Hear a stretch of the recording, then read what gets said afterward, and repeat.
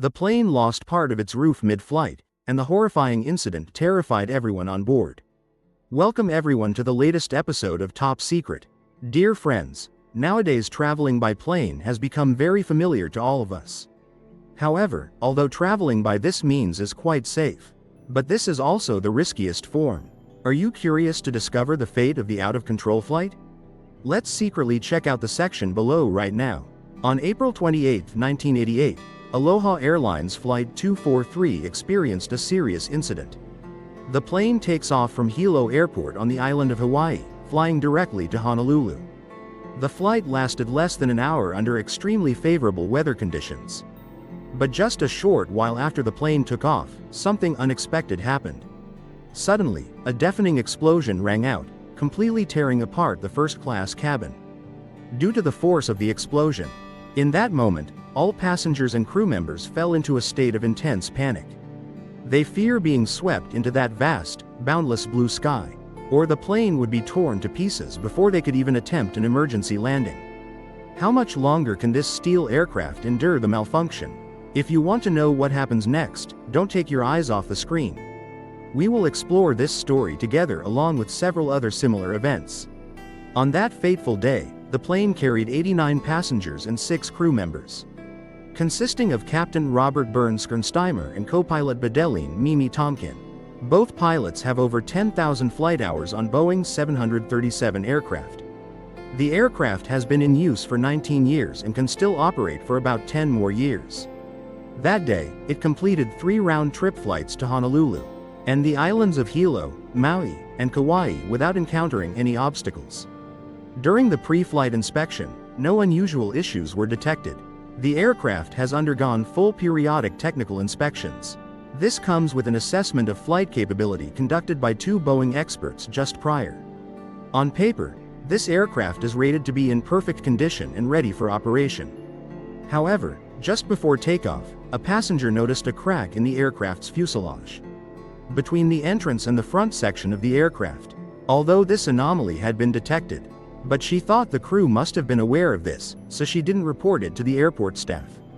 The aircraft took off after completing all pre-flight checks without any issues. No matter what incident occurs, the plane continues to gain altitude steadily, and passengers are always reminded to fasten their seatbelts. When the pilot had just stabilized the plane at an altitude of 7,315 meters, a sudden explosion rang out, accompanied by a chilling gust of wind and a piercing, mind-numbing sound. Tom Kin's head jerked violently backward, making her glance unexpectedly into the cockpit where she saw. The debris looked like a layer of insulation. As the astronauts surveyed the area, they realized the cockpit door had been damaged, had completely vanished, and now, a vast blue sky appeared where the first-class cabin ceiling had once been. First-class passengers panicked, clinging to their seats in sheer terror. They saw a small section on the left side of the plane torn open, causing a sudden drop in cabin pressure. Suddenly, an extremely strong gust of wind rushed into the passenger cabin at high speed. The plane continued hurtling forward at tremendous velocity. Its speed is 480 kilometers per hour, and it is equipped with a system to control pressure, airflow, and temperature inside. As the plane ascends higher into the atmosphere, the air becomes thinner, causing oxygen levels to drop and the temperature to grow colder. Therefore, this system plays an extremely vital role in ensuring passenger safety, preventing suffocation or freezing. However, if the pressure drops suddenly, the system will shut down and the oxygen masks will automatically drop for passengers to use. But in this case, a 5.5-meter-long aircraft segment was blown away by strong winds, dragging along several oxygen masks. Fortunately, all passengers had fastened their seatbelts. But the flight attendants who were standing when the explosion occurred had to cling tightly to something to avoid being sucked out of the aircraft. Unfortunately, one flight attendant was unable to do so in time. Flight attendant Clara Bell, CB Lansing, was the first to be sucked into the breach that appeared on the left side of the plane and was instantly pulled outside. The second flight attendant, Michelle Honda, was thrown violently to the floor. Fortunately, she walked along the aisle to check on the passengers.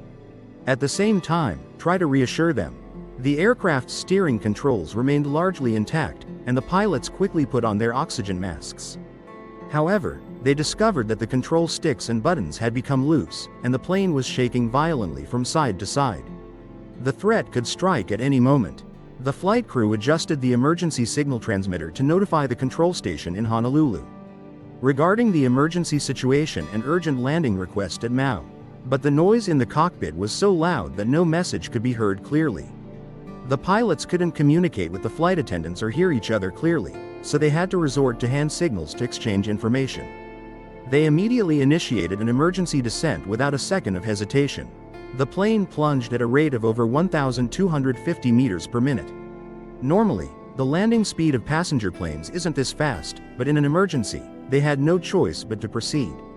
When the plane descends to an altitude of 3,050 meters, it is landing at a rate of 915 meters per minute to avoid an uncontrolled free fall. However, the situation had spiraled out of control, and the crew had no choice but to attempt an early landing as soon as possible. After descending below 4,300 meters, Tom Kin was able to establish contact with Maui Airport's emergency communication channel to request landing. At the same time, medical equipment must be prepared in advance as she fears there will be many people injured or killed. At Maui Airport, the staff have begun preparing all the necessary equipment. Meanwhile, passengers in the first-class cabin began experiencing difficulty breathing due to oxygen deprivation. As the plane descended to an altitude of 3,050 meters, the captain adjusted the speed to comply with the permitted limit at this height, allowing passengers to breathe normally again. The plane began approaching the runway, but when it slowed down to only about 310 kilometers per hour, the captain realized the aircraft was barely responding to the controls anymore. To land safely, the aircraft needs to reduce its speed to approximately 240 kilometers per hour, which is 70 kilometers per hour slower than its initial speed. However, if the speed is reduced excessively, the aircraft risks losing control. Maintaining high speed during landing can increase the risk of an accident. The captain decided to maintain a speed of 314 kilometers per hour. He instructed Tonkin to inspect the landing system before performing the maneuver. Although the main landing gear indicator light was green, the auxiliary landing gear light was not illuminated. This proves the aircraft's nose cannot be lowered. They tried to disable the automatic system to switch to manual landing, but the warning light still didn't come on. After several attempts, they pulled the control lever but still didn't achieve the desired result. Normally, they can inspect the landing system visually, but this system is currently blocked. The captain didn't want to waste any more time dealing with the issue and decided to make an emergency landing immediately. If you miscalculate and the plane's nose fails to lower, they will be forced to land on the runway at 320 kilometers per hour while unable to control the pitch angle of the aircraft. This is a situation that will certainly cause an accident. In that critical moment, both the crew and passengers could only pray, hoping for a miracle to happen. Fortunately, the issue was with the landing gear indicator light system, not the aircraft's wheel system. Although the warning light did not illuminate, the aircraft's nose gear had actually lowered just 13 minutes after the sudden loss of pressure occurred. Captain Skernsimer and First Officer Thong Keen skillfully maneuvered the aircraft to a safe landing on the runway. When the airport rescue team approached the plane, they couldn't help but be stunned by the sight before them. The plane was torn apart like a fragile tin can. Out of the 89 passengers and crew members, 65 were injured, including 8 in critical condition. Only one person died in the incident, flight attendant Calabel Lansing. This aircraft was subsequently retired as it could no longer be restored. What really happened? A civilian plane like this couldn't just suddenly turn into a bare pickup truck. But this incident did happen. Normally, the outer shell of the aircraft's fuselage is only about 2.5 millimeters thick, as thin as 2 stacked bank cards. The aircraft's fuselage is constructed from metal sheets. On this Boeing 737, each metal sheet has an average size of approximately 4 meters in length and 2 meters in width.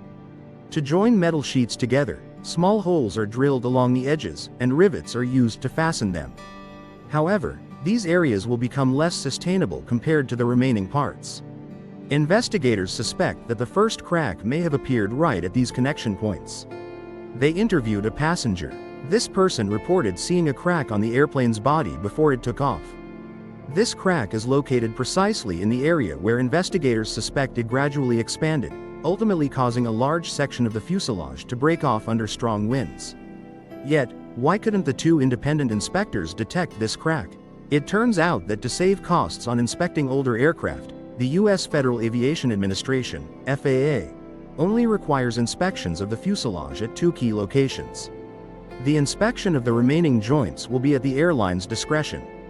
This aircraft has logged up to 35,496 flight hours, equivalent to approximately 4 years of operation in salt-laden climatic conditions prone to corrosion. However, Aloha Airlines believes that inspecting all the joints on the aircraft's fuselage is unnecessary. Finally, due to negligence and a lack of thorough inspection, the horrific tragedy occurred on Flight 243.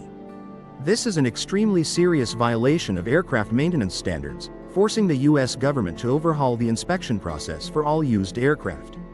A dedicated aviation safety team has been established, along with a mandatory program to address corrosion issues. When a technical fault is detected in an aircraft, the entire fleet of the same model must be inspected. Clarabelle Lansing could not benefit from these measures because they were implemented too late, even though they were truly effective but very costly. Her body was never found, but the consequences would have been far more catastrophic without the crew's bravery and sacrifice.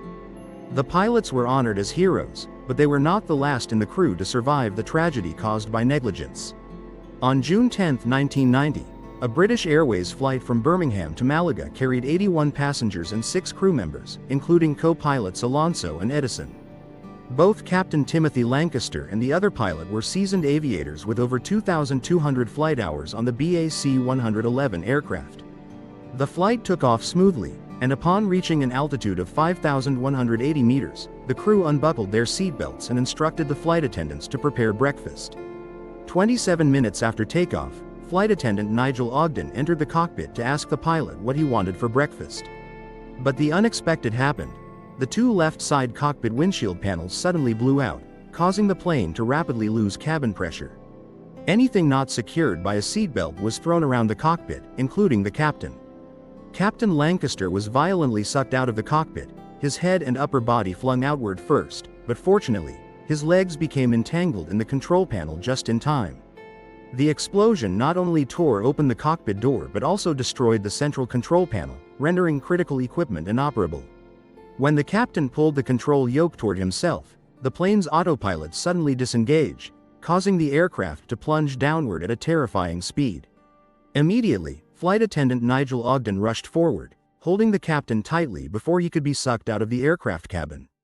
As the cabin pressure gradually stabilized, a sudden powerful gust of wind rushed into the cockpit, forming a swirling vortex that swept away surrounding debris. If the cockpit hatch started sucking outward, it would pull the Lancaster captain tightly into the upper part of the aircraft. Ogden used all his remaining strength to hold onto him, but First Officer Alessi Etchison couldn't reach the control panel. The plane continued plunging straight into the crowded airspace filled with aircraft. The co-pilot sent out a distress signal but wasn't sure if the air traffic control tower received it due to the overwhelming noise from the wind. At this moment, 2 other flight attendants slipped into the cockpit, held the captain firmly, and attempted to resolve the issue using the control panel.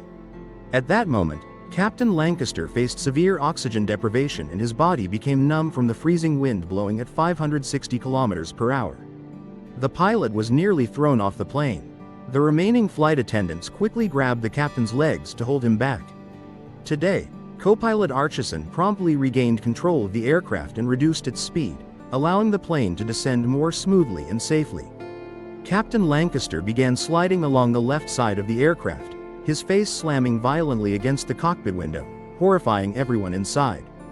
They all thought it was unlikely he would survive. The crew faced an extremely difficult decision, whether to release the captain or not. However, Ogden immediately opposed the idea, because if the captain were sucked into one of the engines, the entire plane could be completely destroyed. Meanwhile, co-pilot Archison had to single-handedly maneuver the aircraft, which normally required 2 pilots to operate. Without a map, guidance, or assistance from the captain, Archison had to rely entirely on air traffic controllers to safely land the plane at Southampton Airport. In an entirely unfamiliar place, relying solely on air traffic control instructions, he managed to execute an emergency landing spectacularly.